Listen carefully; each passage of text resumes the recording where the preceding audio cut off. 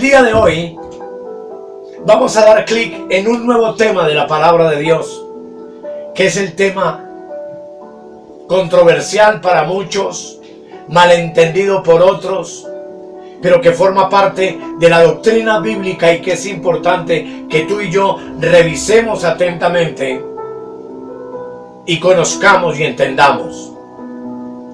Es el tema de la elección soberana de Dios. Y utilizo para arrancar Primera de Pedro capítulo 1 versículo 2, que dice: elegidos según la presciencia de Dios Padre en santificación del Espíritu, para obedecer y ser rociados con la sangre de Jesucristo. Gracia y paz os sean multiplicadas. Elegidos según la presciencia de Dios. Y vamos a orar. Padre, te damos gracias en esta hermosa hora y bendecimos tu nombre y anhelamos que tu Espíritu Santo nos guíe a través de este tema a toda la verdad. Gracias por tu palabra, Padre amado, en el nombre de Jesús. Amén, amén y amén. La elección soberana de Dios nos va a ayudar a respondernos preguntas que muchas veces nos hemos hecho. Padres que me han dicho: ¿cómo es posible, hermano, que yo estoy consagrado, yo amo al Señor, yo vivo para el Señor, pero mi hijo no quiere saber nada del Señor, mi esposa no quiere saber nada del Evangelio? ¿Cuál puede ser la causa? Yo he orado, he rogado a Dios que nos salve y aún no he visto ningún resultado. Amados, este tema de la elección aclarará muchas dudas y muchas preguntas que tú y yo nos hayamos podido hacer al respecto. Y lo primero que vamos a hablar es de que tenemos que entender la depravación total del hombre. Toda la humanidad ha sido afectada, dañada, distorsionada con la entrada del pecado en el mundo. Eso no significa que el hombre es tan malo como pudiera ser, sino que cada aspecto de nuestra vida está afectado por el pecado, de manera que la Escritura dice que tú y yo nacimos muertos en delitos y pecados. Efesios 2, versículos 4 y 5 dice: pero Dios, que es rico en misericordia, por su gran amor con que nos amó, aun estando nosotros muertos en pecados, nos dio vida juntamente con Cristo. Por gracia sois salvos. Y eso implica, mis amados, que hay cosas que nosotros no podemos cambiar, que nuestra situación no la podemos cambiar por nosotros mismos, que la salvación de mi esposo, de mi esposa y de mi hijo no depende de ti ni de mí. Depende exclusivamente de la elección soberana de Dios. En Colosenses capítulo 2 versículo 13 dice la Escritura: y a vosotros, estando muertos en pecados y en la incircuncisión de vuestra carne, os dio vida juntamente con él, perdonándoos todos los pecados. Por consiguiente, y es una conclusión a la que ya hemos llegado con todo lo que hemos visto, todos los hombres fuimos concebidos en pecado. Nacimos como hijos de ira, bajo la potestad del príncipe del aire, que sabemos que es el pecado. Y sabemos que somos incapaces de algún bien salvífico o saludable. Sabemos que nacimos inclinados al mal, muertos en pecado y esclavos del pecado. Y ningún hombre, aunque quiera, puede volverse a Dios, ni corregir su naturaleza corrompida, pues nadie por sí mismo puede mejorarse o arreglar su vida, a no ser que la gracia del Espíritu Santo nos alcance. La doctrina del pecado y la depravación total del hombre Están descritas en el Antiguo y en el Nuevo Testamento en muchos pasajes. Solamente quiero citar dos pasajes del Antiguo Testamento. Isaías 53, versículo 6, que dice: todos nosotros nos descarriamos como ovejas, cada cual se apartó por su camino, mas Jehová cargó en él, en Cristo, el pecado de todos nosotros. En Segunda de Crónicas 6:36 dice: si pecaren contra ti, pues no hay hombre que no peque. Es una sentencia absoluta de esta realidad y de cómo la humanidad ha sido infectada por el pecado. Y en el Nuevo Testamento, en Romanos capítulo 3, versículo 9 al 12, el apóstol dice: ¿qué pues? ¿Somos nosotros mejores que ellos? En ninguna manera. Pues ya hemos acusado a judíos y a gentiles que todos están bajo pecado. Como está escrito: no hay justo ni aun uno, no hay quien entienda, no hay quien busque a Dios, todos se desviaron, a una se hicieron inútiles. Esto muestra la tragedia tremenda de cómo el mundo está sumido en tinieblas. Y en Primera de Juan capítulo 1, versículo 8 al 10, dice la Escritura: si decimos que no tenemos pecado, nos engañamos a nosotros mismos y la verdad no está en nosotros. Si confesamos nuestros pecados, Él es fiel y justo para perdonar nuestros pecados y limpiarnos de toda maldad. Y el verso 10 agrega: si decimos que no hemos pecado, le hacemos a Él mentiroso y su palabra no está en nosotros. Así que, mis amados, el hombre solo puede depender de la elección incondicional de Dios. Y esto puede explicar por qué tú y yo, a pesar de los años, a pesar de las pruebas, a pesar de esposos, esposas inconversas, muchos de nosotros hemos seguido perseverando, caminando en la fe, pese a momentos difíciles, a momentos de desaliento, de abatimiento. Y no hemos podido volver atrás por una sola sencilla razón: fuimos elegidos por Dios mismo en base a su soberanía. Así que la elección de Dios es completamente incondicional. Dios elige a quien Él quiere elegir. Y es un asunto de los puntos más conflictivos de las Sagradas Escrituras, y que está muy ligado a lo que vimos anteriormente. Debido a que estamos muertos literalmente, estamos entonces inhabilitados para poder tomar cualquier decisión de cualquier tipo que nos ayude a salir de la condición pecaminosa y de la muerte en que nacimos de manera natural. La única salida a nuestra muerte espiritual, amados, es Dios. Solo Dios puede sacarnos de esa situación. Solo Dios puede cambiar a tu esposo, a tu esposa, a tu hijo, a tu hija, a tu familiar, a tu amigo. Y segunda de Timoteo capítulo 1:9 lo explica así. Dice: quien nos salvó y llamó con llamamiento santo, no conforme a nuestras obras, sino según el propósito suyo y la gracia que nos fue dada en Cristo Jesús antes de los tiempos de los siglos.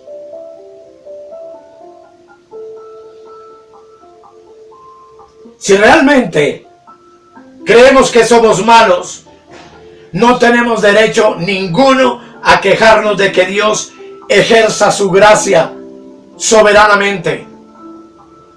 No podemos quejarnos de que Dios escogió al uno y al otro no.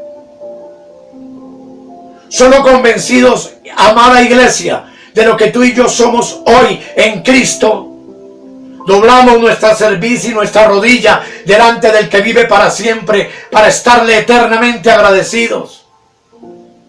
de que al igual que los demás, sin haberlo merecido, nos haya escogido, nos haya llamado para este ministerio de gloria, para esta vida en abundancia en la cual hemos caminado y hemos perseverado. No gracias a nuestra fuerza ni a nuestra capacidad humana, sino gracias a Él que nos ha sostenido, porque toda la gloria y toda la honra es únicamente para nuestro Dios.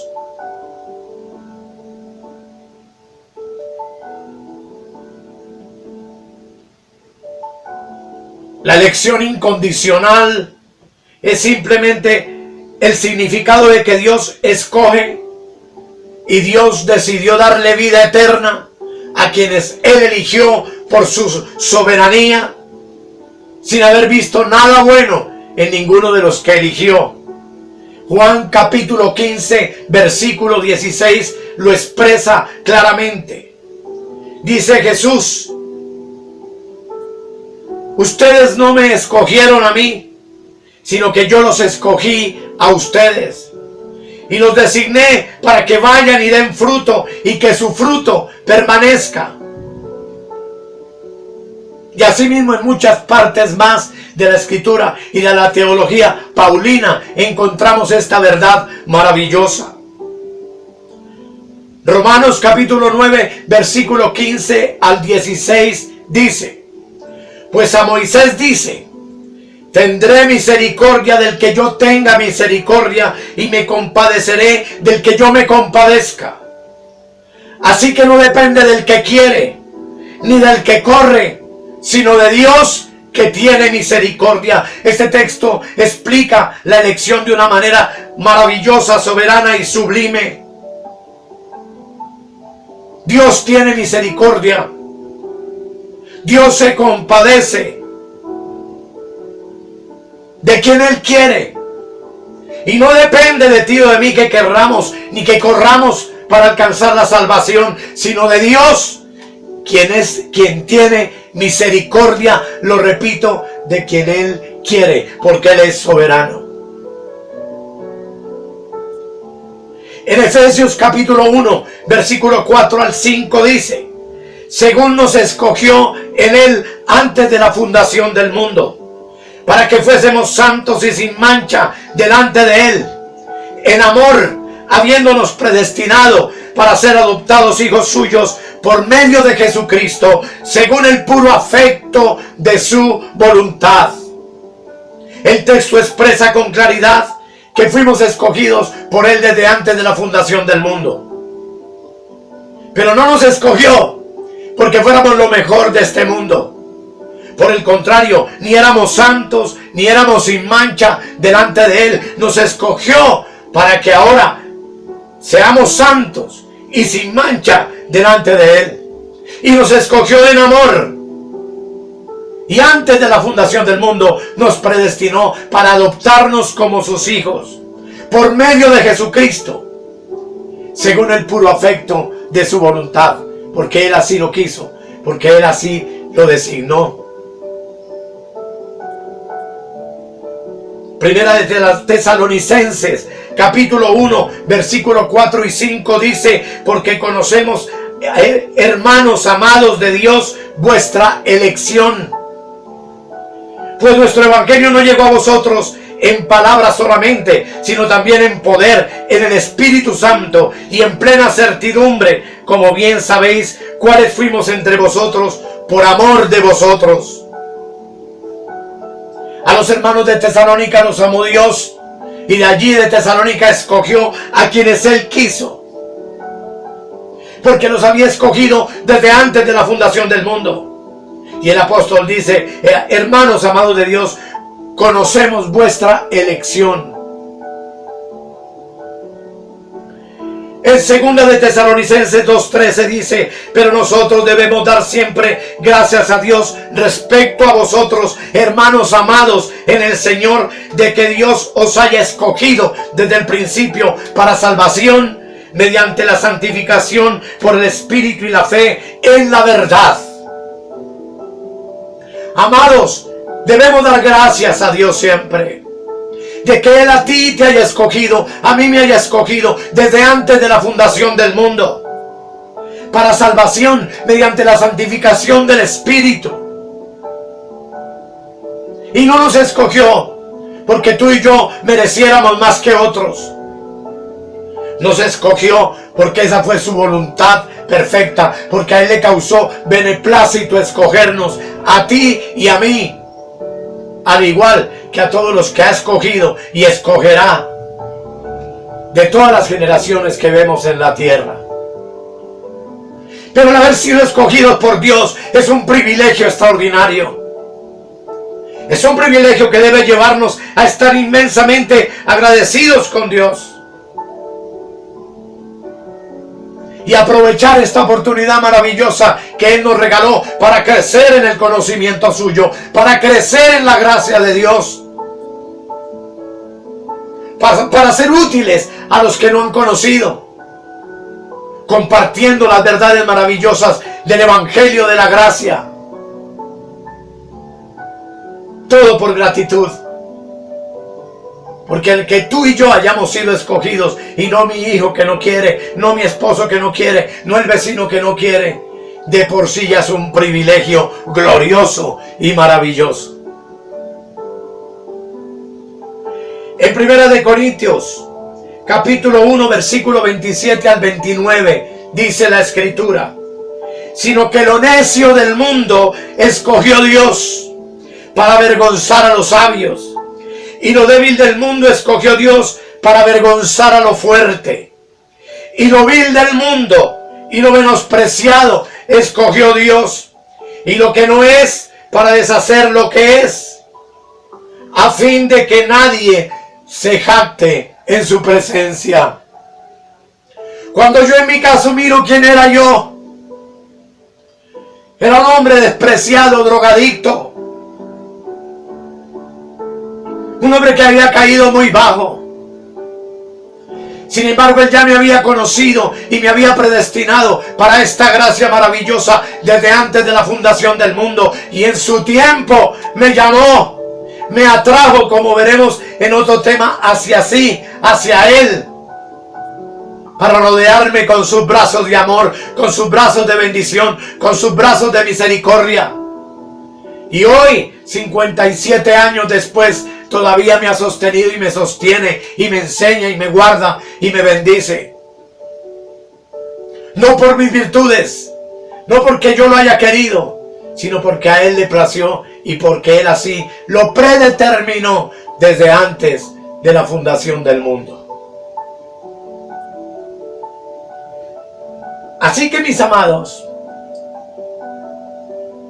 cuando hablamos de esto podemos pensar entonces en que la expiación es limitada. La muerte de Cristo paga por todos los pecados de todos aquellos que Él ha elegido desde antes de la fundación del mundo. El perdón de los pecados está disponible para todos los pecadores, pero solamente los paga por aquellos que el Padre ha predestinado de antes de la fundación del mundo para esta gracia, para esta bendición. Esta doctrina es conocida como expiación específica o particular, y aunque parezca absurda, es la realidad de la palabra de Dios. Y preguntaremos de pronto, ¿por qué, Señor?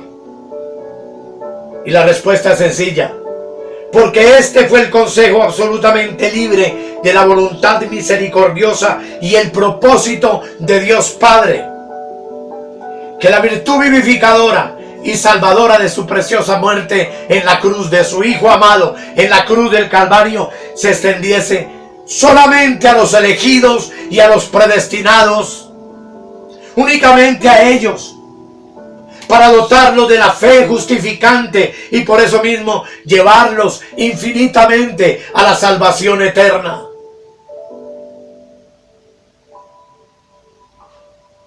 Y lo más extraordinario es que esa gracia es irresistible, amados. Nadie se puede negar o resistir a esa gracia salvadora de Dios.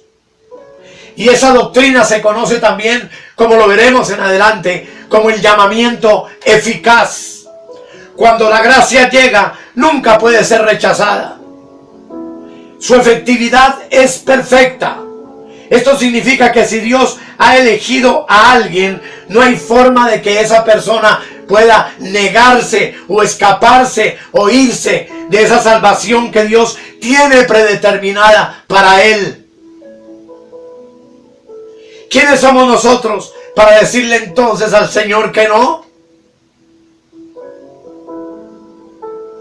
Este es posiblemente uno de los puntos más desesperanzadores de la doctrina cristiana. Pero la verdad es que por su poderosa gracia fuimos escogidos y seremos glorificados. ¿Quiénes? Romanos capítulo 8, versículo 29 al 30 dice: porque a los que antes conoció, también los predestinó para que fuesen hechos conformes a la imagen de su Hijo, para que Él sea el primogénito entre muchos hermanos. Y a los que predestinó, a estos también llamó. Y a los que llamó, a estos también justificó. Y a los que justificó, a estos también glorificó. Cada uno de estos puntos es una doctrina admirable y maravillosa. De ahí, mis amados, que si Él llamó, y Él salvó, y Él escogió, y Él eligió, la perseverancia de los santos es infinita y es para siempre. Los elegidos, los realmente salvos, perseveraremos hasta el final. Otra gran esperanzadora verdad que está en Filipenses capítulo 1, versículo 6, nos dice: estoy convencido precisamente de esto, que el que comenzó en ustedes la buena obra, la perfeccionará hasta el día de Cristo Jesús. Para muchos es un error predicar acerca de salvo, siempre salvo. Pero veremos esto en el futuro. No dando a entender que usted se salvó y puede vivir como se le dé la gana vivir, no. Han habido malas interpretaciones. Pero la verdad, amados, es que muy pronto podré compartirles de la certeza que usted tiene de su salvación y estar seguro de que soy salvo, siempre salvo. Porque no fui yo el que decidió recibir a Cristo.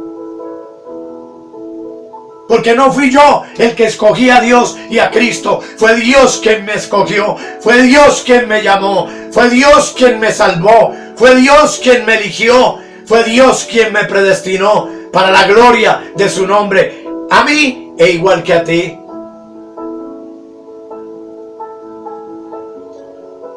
Este texto nos dice en la soberanía de Dios que aquellos que Él escogió para salvación van a sostener su confesión, su conversión hasta su muerte.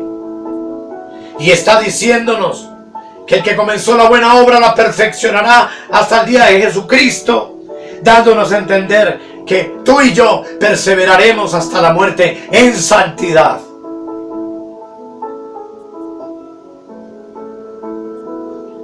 Esas verdades, amados, están presentes y una y otra vez en la Biblia, y por eso es indispensable leerla, escudriñarla, repetirla 1000 veces. Pues Romanos 8, 35 al 39 dice: ¿quién nos separará del amor de Cristo?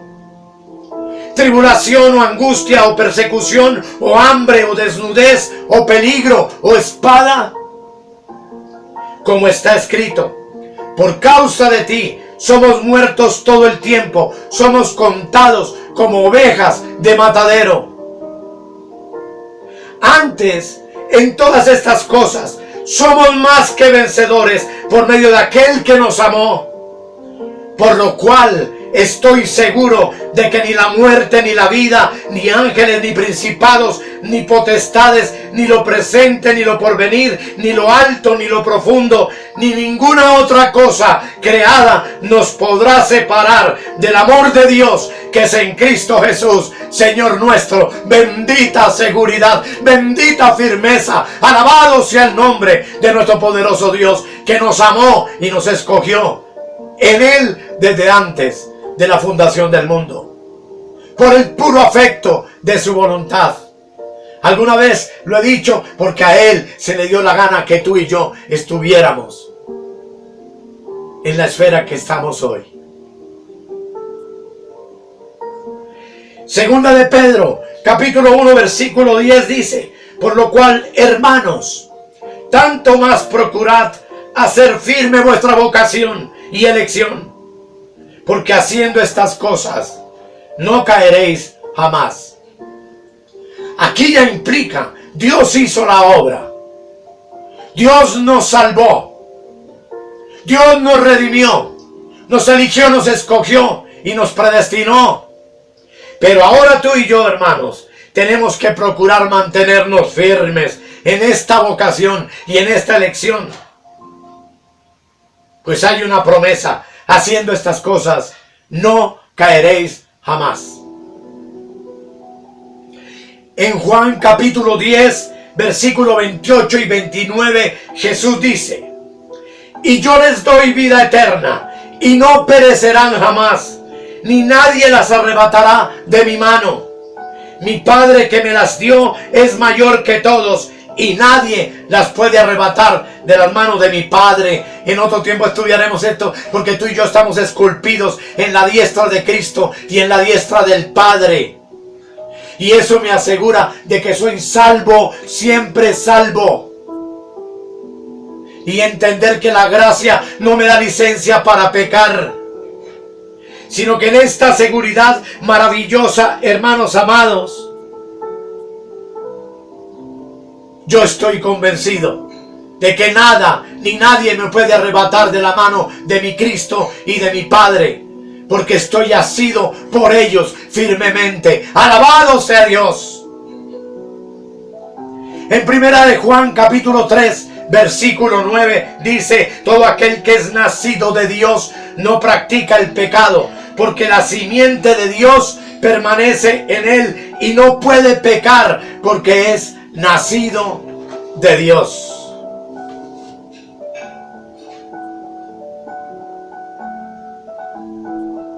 A medida que hemos ido creciendo en el Señor, nos hemos ido enseñoreando más y más del pecado. No, hoy estamos considerándonos muertos al pecado, pero vivos para Dios en Cristo Jesús, Señor nuestro.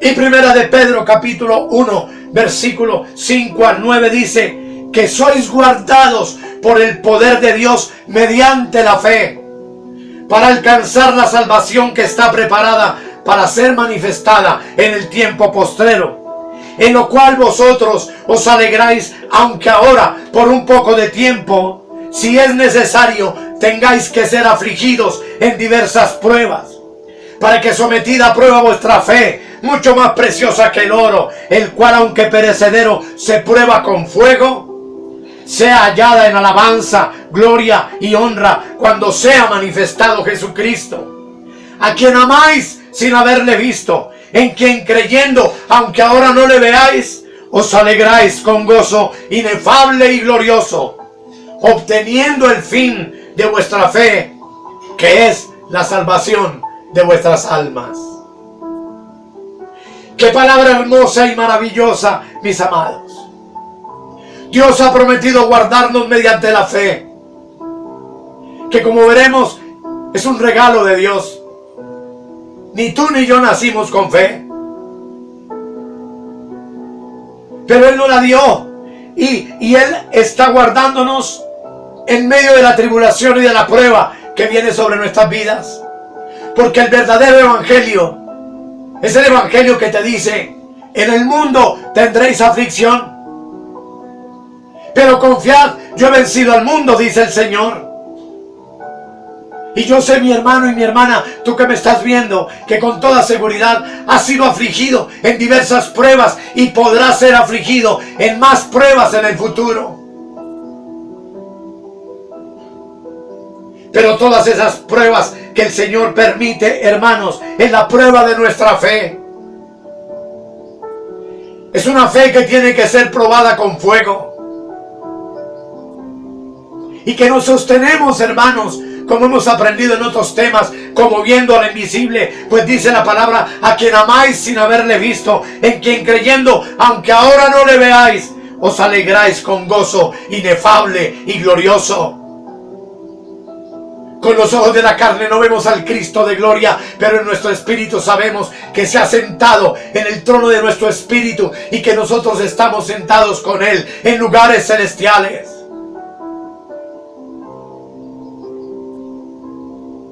A quienes Dios ha aceptado en su amado y han llegado a ser eficazmente santificados por su espíritu, a los que Él conoció y eligió desde antes de la fundación del mundo. Y ninguno de nosotros que hemos sido elegidos por Él podremos caer ni podremos volver atrás, pues hemos sido salvados eternamente. Eso explica por qué, aunque a veces en el pasado o en cualquier momento de depresión en tu vida, tú has querido dejarlo todo, abandonar al Maestro, abandonar la palabra, no has podido y no puedes y no podrás, porque tú estás esculpido en la diestra del Padre y has sido de la mano del Hijo. Esta perseverancia de los santos hasta el fin no depende de mi propio libre albedrío, sino de la inmutabilidad del decreto de elección que Dios hizo contigo y conmigo. Decreto de elección de donde fluye amor gratuito e inmutable de parte de Dios el Padre, de parte de Dios el Hijo y de parte del glorioso Espíritu Santo. Amado, no nos queda sino regocijarnos, gozarnos en esta salvación y darle gracias al Señor, que de entre tantas personas que nos rodean, hijos, familiares, vecinos, amigos, compañeros de trabajo, Dios nos haya escogido a ti y a mí, es algo extraordinario. Es algo glorioso, es algo inefable que nos llena de gozo y de alegría y que nos invita a que juntos en esta hora le demos gracias a nuestro Dios con una oración sencilla pero profunda y sincera que nace en nuestro espíritu diciéndole al Señor: querido Padre, gracias. Gracias por tu amor. Gracias por este don inefable de la persona de Cristo en nuestras vidas. Gracias porque pese a las necedades que eventualmente cometemos,